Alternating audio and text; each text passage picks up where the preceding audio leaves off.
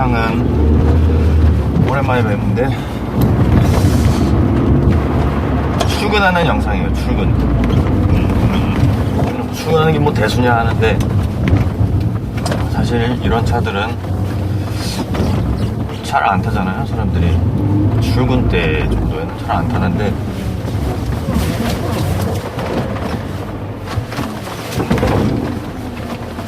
출근 때도 한번 그래서 정말 데일리카로 쓸만한지에 대해서 확인을 하려고 하는데요.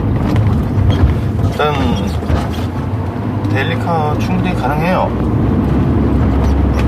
이게 무슨 말이냐면 일단은 뭐 승차감이나 뭐 핸들도 사실 무거운 편이에요. 핸들도 전자식도 아니고 유압식이긴 한데 사실 주차할 때만 힘들어요. 사실 제가 운전을 많이 해봤는데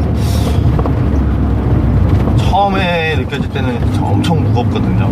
핸들이 막 이거 시동이 걸려있는 차인가 싶을 정도로 핸들이 엄청나게 뻑뻑한데요. 근데 그것도 잠시만 그럴 뿐 일단은 움직이다 보면 생각보다 핸들은 잘 움직여줘요. 정말 딱 필요한 만큼만 움직여줘요. 사실 요즘 차들은 좀 이렇게 편안함을 중시하고 그런 것 때문에 뭐 여성 운전자들도 많고 하니까 그걸 배려 차원인지 모르겠지만 핸들이 엄청나게 가고 한 손이 아니고 그냥 한 손가락으로 뭐 두 손가락 이렇게 돌려도 다 될 정도로 너무 가벼운 게 아닌가 싶은데 사실 가장 중요한 거는 바퀴와 핸들이 어느 정도의 동기화가 돼야 돼요. 내가 이만큼을 돌렸을 때 바퀴가 이만큼 돌아가고 하는 그 즉답성이라고 해야 되나요? 어느 정도 이 피드백이 와야 되는데 요즘 차들은 뭐 다는 모르겠지만 대중적으로 사람들이 많이 타는 것들은 그게 없어요. 일단은 바닥에 뭐가 있는지 내가 지금 이만큼 돌렸을 때 차가 이만큼 움직이는지 스스로가 의심을 할 수밖에 없는 정도? 그 정도예요. 근데 비록 옛날 차지만 요놈을 타다 보면 적어도 그런 의심은 거의 없어요. 그러니까 사실 뭐 보시면 아시겠지만 사람이 자신의 힘으로 핸들이 아니고 바퀴를 한번 돌려본다고 생각해보세요. 정말 뻑뻑해요. 아니 못 돌려요. 사실 사람 힘으로 그걸 어떻게 돌려요? 못 돌려요. 근데 어느 정도 그 느낌을 감안해 봤을 때 딱 돌릴 만큼 돌아가는 그런 느낌이 들어요. 이거 적어도. 근데 중요한 건 순정 핸들은 아니거든요. 순정 핸들은 한 요 정도? 한 뼘이 더 큰데 사실 저는 엘란에다가 그런 큰 핸들을 크레도스 핸들이거든요. 이게 순정은. 근데 크레도스 핸들이 왜 이런 차에 들어가는지 모르겠지만 그게 생각보다 엄청 커요. 지름이. 그래서 보면 뭐 다리가 짧은 사람이나 아니면 뭐 앉을 때 좀 습관적으로 뒤로 많이 미는 사람이면 시트를 그러면 사실 문제는 없는데 이게 무릎에 허벅지가 닿아요. 허벅지 닿으면 솔직히 운전할 때 느낌이 안 좋잖아요.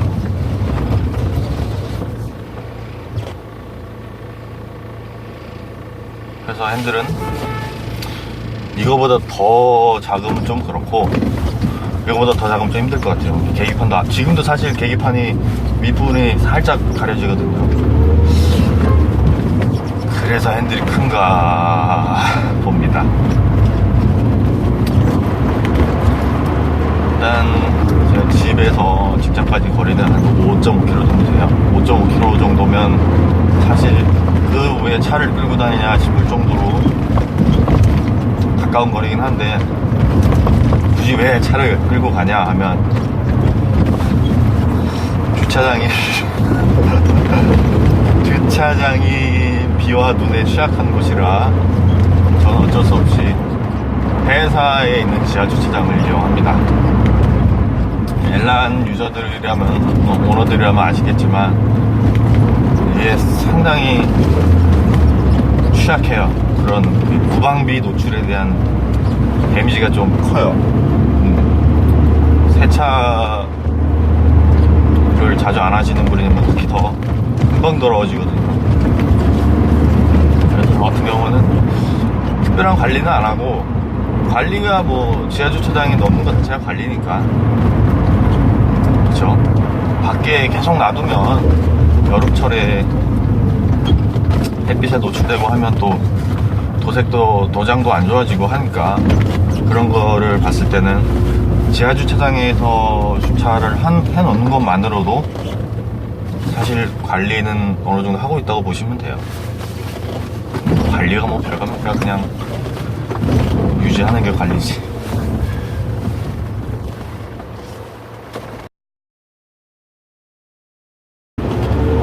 이제 신호가 바뀌고 다시 가는데, 저는 큰 길을 이용하지 않아요. 출근할 때는 사실 자신만이 알고 있는 그런 길을 보통 가시지 않나요? 갑니다. 저 같은 경우는요. 이 동네에도 오래 살고 하다 보니까 자연스럽게 내비가 알려주는 길보다 출근길만큼은 제가 간 길입니다. 사실 여기도 골목이 되게 엄청 불안해 보이잖아요. 사람도 많고. 근데 뭐 패턴이 항상 같아요. 다니는 사람만 다니고, 게다가 이게 일방통행이라 사실 앞만 잘 보고 가면 되거든요. 가끔 이렇게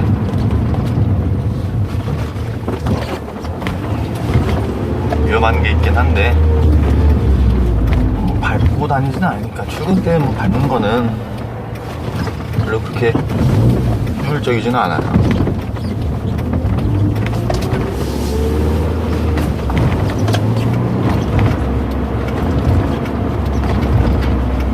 근데 시트에서 그냥 소리가 아직도 삐비적거리고,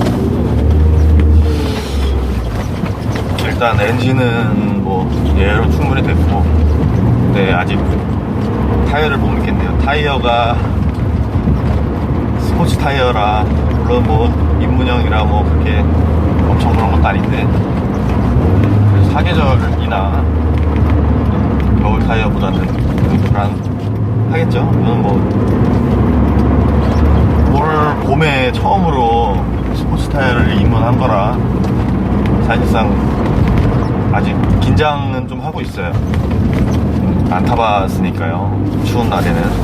내일은 상향등이냐, 아이 진짜.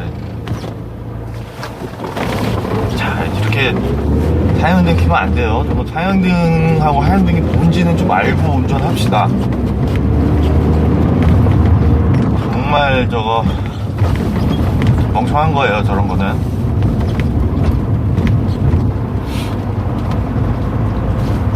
차를 외제차 타면 뭐합니까?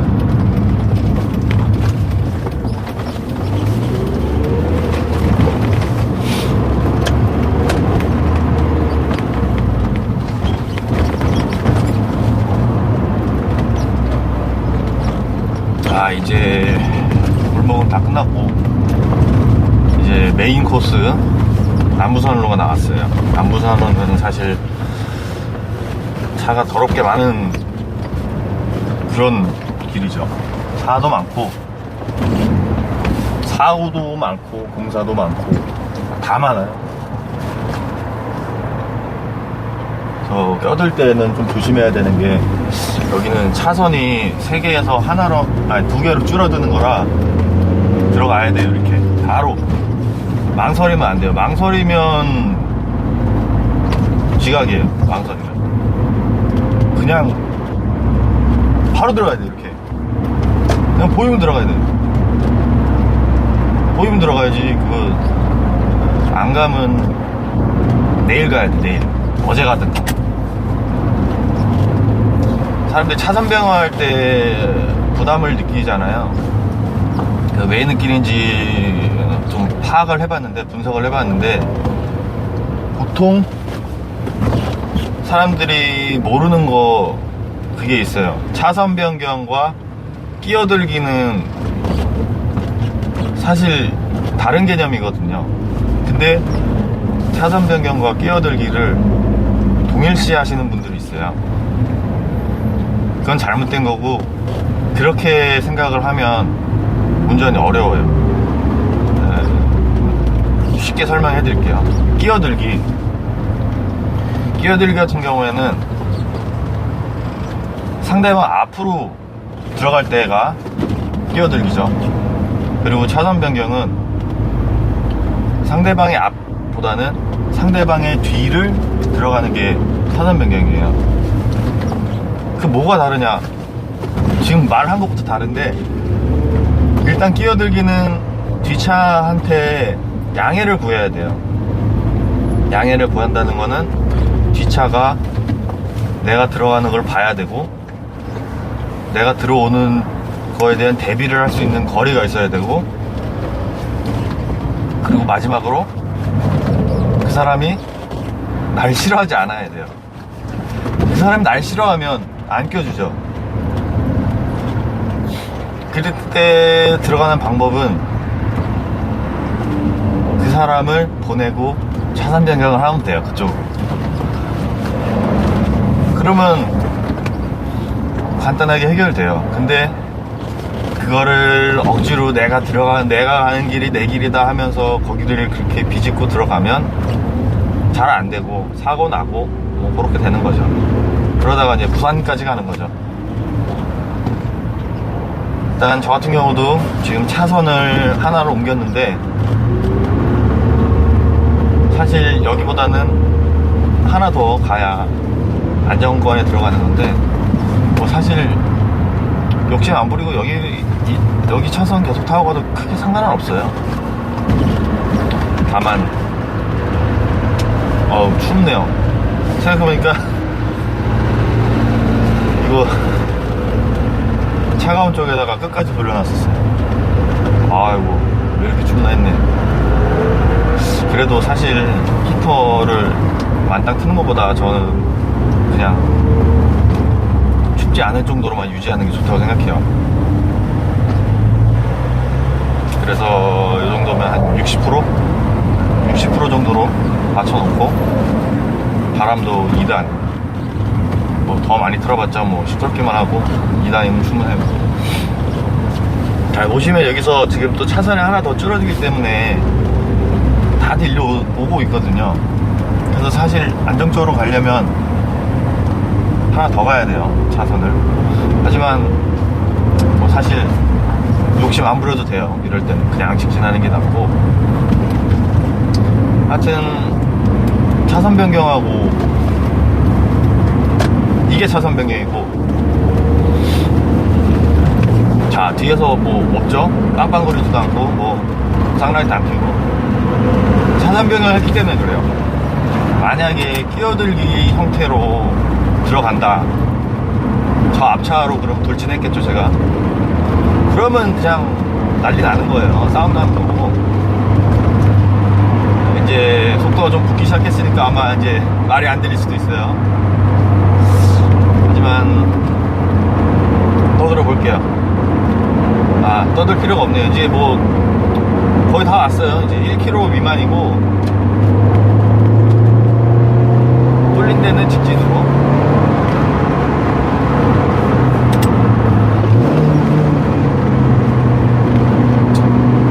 도로 흐름을 파악하는 것도 참 중요한데 모르는 사람이 참 많은 것 같아요. 거울을 봅시다. 가운데 오른쪽, 왼쪽. 최소한 5초에 한 번씩은 봅시다. 그렇게 하면 웬만하면 사고 안 나요. 사고도 안 나고. 그리고 사실 중요한 게 거울만 보는 게 중요한 게 아니고, 그 거울에 뭐가 있는지를 또 봐야 돼요. 거울에 뭐 차종을 외우면 더 좋고, 차종을 못 외우면 색이라도 외우면 돼요. 만약에 내 뒤에 노란 차가 있었다. 그런데 오른쪽을 봤는데 없어요. 그러면 왼쪽에 있겠죠? 왼발하면. 그런데 오른쪽에 있을 수도 있어요. 사각지대이기 때문에. 그러면 사각지대를 대비하는 게 뭐냐? 평소에 거울을 많이 보면 돼요. 그러면 사각지대에 차가 오더라도 예상을 할 수가 있어요. 아, 분명히 내 뒤에 차가 한 대 있었는데 그 차가 없어졌어요. 아, 어딜 봐도 안 보여요. 그러면 사각지대에 있는 거예요. 그러면 조금 기다리다 보면 그 차는 분명히 보여요. 원래 운전이, 사실 저도 운전은 배운 지도 얼마 안 됐고 잘 모르겠는데, 그래도 사실 요령껏 타는 게 중요한 것 같아요. 물론 기본을 알아야 요령을 부릴 수 있는 거예요. 그러니까 아무것도 모르는데 요령만 부리면 사고로 이어지는 거고, 사실 그러면 도로가 개판이 되는 거죠. 이제 마지막 장소까지 왔네요. 이제 여기서 직진을 하고 그런 다음에 좌회전하면 끝나요. 이제 뭐 이 정도면 사실 다 온 거라, 이제 뭐 제어주행도 들어가야 되고 하니까 이 정도로 영상을 마치겠습니다.